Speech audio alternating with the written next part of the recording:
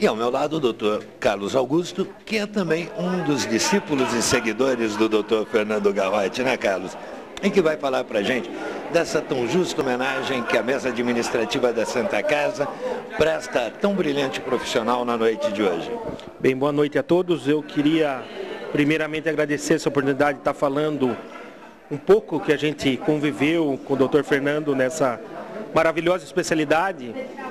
Eu estou com o doutor Fernando desde 99, que comecei como estagiário aqui na Santa Casa e hoje estou coordenando o serviço que foi, após a aposentadoria dele, estou coordenando todos os profissionais aqui dessa nossa equipe da Santa Casa. E partiu da gente, da nossa equipe especificamente, essa ideia de fazer essa homenagem para o doutor Fernando.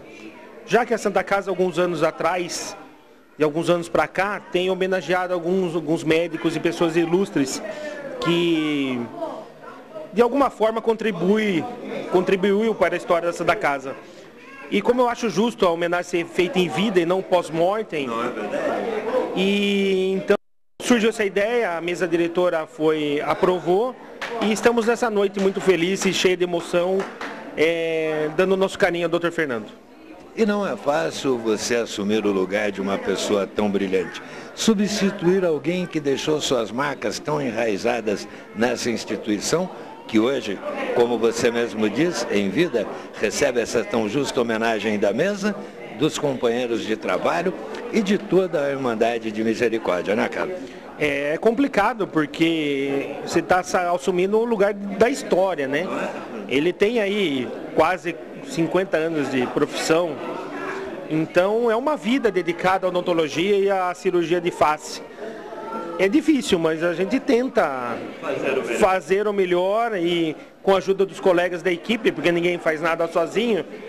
E sempre a gente tem contato também com o Dr. Fernando, que na hora que precisa uma dúvida, e de vez em quando eu convido ele para entrar em cirurgia, ele gosta, sai um pouco das voltinhas do lago dele e vem dar uma ajuda para a gente daqui na Santa Casa. E que bom termos uma referência como ele, né? Termos uma enciclopédia viva como ele é na área, não é? E que pôde transmitir a todos vocês conhecimento, segurança e, acima de tudo, a técnica utilizada em tão delicada cirurgia, não?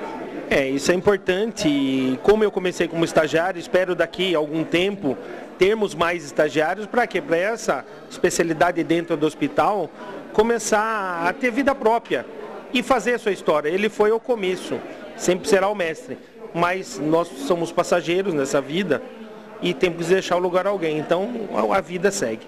E um dia, se Deus quiser, você também será reconhecido por essa instituição com uma placa em algum dos departamentos, sendo descerrada em seu nome, em sua homenagem.